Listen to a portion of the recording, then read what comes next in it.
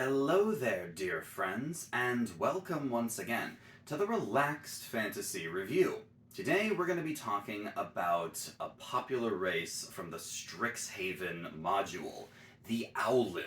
Owlins are, no surprise there, owl people, and bird people in D&D tend to be quite popular.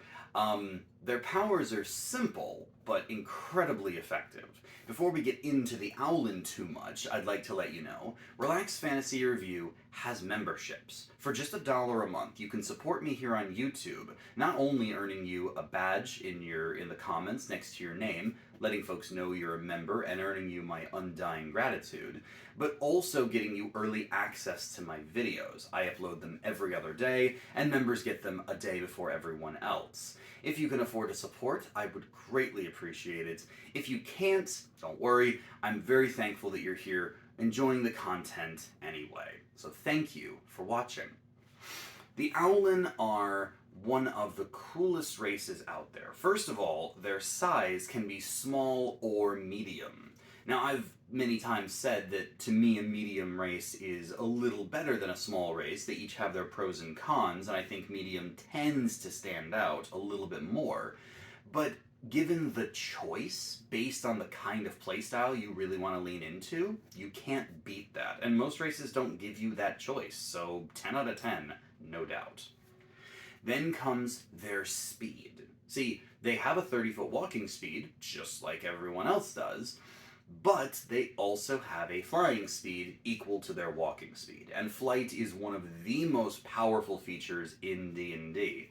Avoiding floor-based traps, avoiding melee-based enemies, and just being able to circumvent so many things, walls and other obstacles that other folks would have to use their skills or their tools or their spells to get around. You can just go right over it all.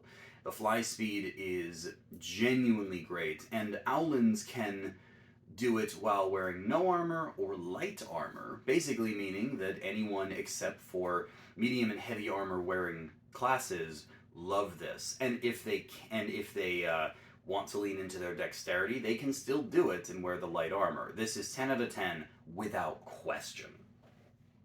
The next feature they have is their dark vision, and dark vision is already a 10 out of 10 power, but the Owlin get extended dark vision, 120 feet of it.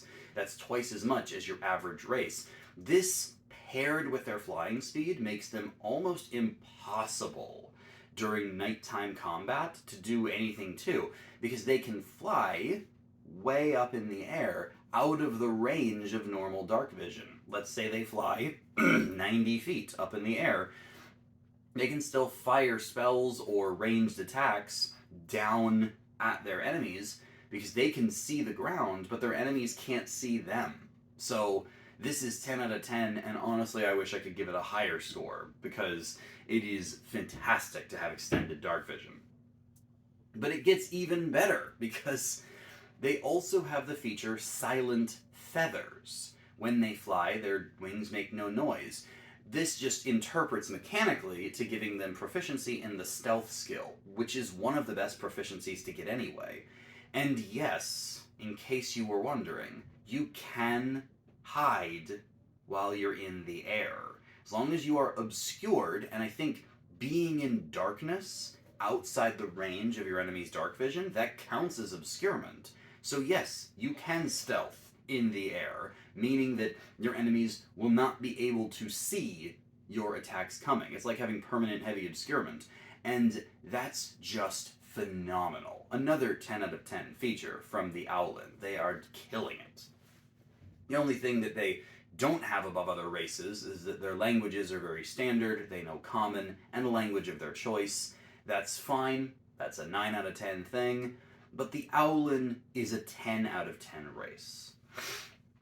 The only real downside to them is that they are setting specific. They only exist in the Strixhaven world, officially speaking. But as with all the races in D&D, your DM can let you play them if they decide Owlin exists in your setting, whether it is a standard, Greyhawk or Sword Coast, Faerun or Dragonlance or Eberron, whatever the major setting you're playing in, or a homebrew setting, the Owlin can be there if your DM so deems it.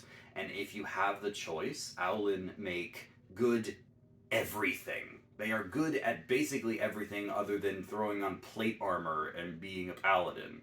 But yeah, I think that I cannot recommend this race highly enough. They are incredible. This has been the Relaxed Fantasy Review. If you enjoyed the video, please like and subscribe down below. Have a look for the join button down there, and keep your eyes peeled for more race reviews coming down the line soon. Have a good one, my friends.